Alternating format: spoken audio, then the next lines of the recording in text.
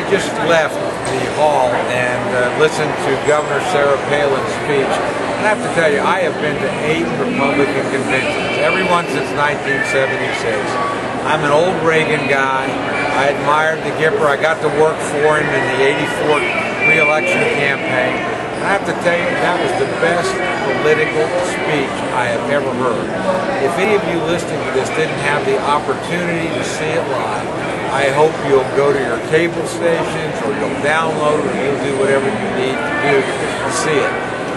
Sarah Palin sliced and diced Barack Obama and Joe Biden about as well as I saw any politician do that.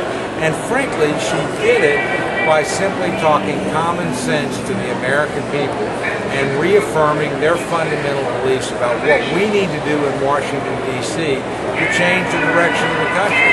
She ran against the Democratic Congress. She ran against the system in Washington, D.C. She wasn't afraid to chastise her own party, and she showed, I think, in less than an hour, that John McCain's judgment about who ought to be the next vice president of the United States was simply spectacular. It's a remarkable speech. I think Sarah Palin is now a rock star in American politics. She's probably going to be in higher demand than any other political figure because she's clearly the most interesting new figure on the block. And while she certainly recognized the quality of the individuals on the other side as human beings, she doesn't hesitate to lay out the difference between conservative governance and liberal governance, between reform and business as usual, between bipartisan outreach and partisan orthodoxy. And frankly, that's what the Democrats were offering. Barack Obama is an attractive and appealing figure who's enormously eloquent, but he is business as usual in Washington, D.C. He's a conventional liberal, and frankly, he's a conventional politician who never breaks from his party.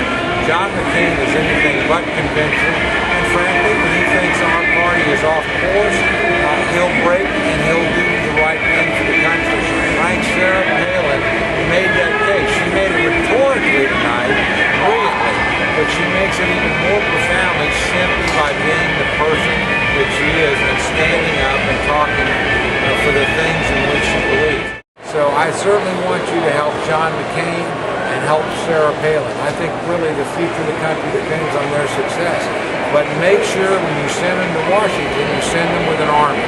Do what we did with Ronald Reagan. We sent Ronald Reagan to Washington to change it because it had gotten out of touch with the rest of America. We gave him a Republican Senate. We gave him working control of the House of Representatives. And from that base, he defeated the evil empire. He turned our economy around. He restored our self-confidence. John McCain, Sarah Palin can do the same thing, but they can't do it alone. It's absolutely critical. They have senators, congressmen, governors, and elected officials that will work with them instead of against them. I want to thank you very much for taking the time to turn into our website. I want to thank you profoundly for the support that you provided to our committee and our candidates. We're trying to be as wise with your dollars as we can possibly be. You can help us in the next 62 days of this campaign and be eternally grateful. Because again, I think they're going to win this race. But if they win it alone, we'll get a victory without results.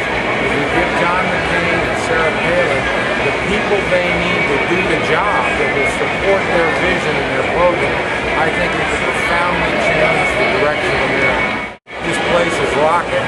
It's exciting. We're back. It's going to be a great election. You come join us. Thanks.